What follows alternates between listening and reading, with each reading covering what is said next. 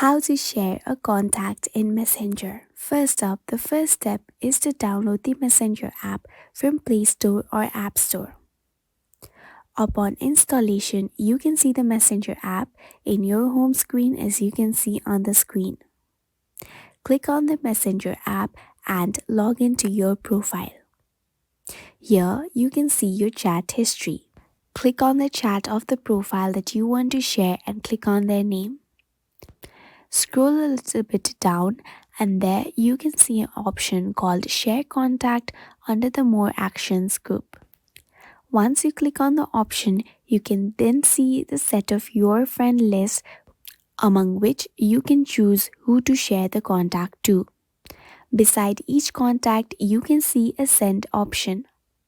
Once clicking on the send option, the contact will then be automatically sent to the person you choose. And this is how you can easily share a contact in Messenger.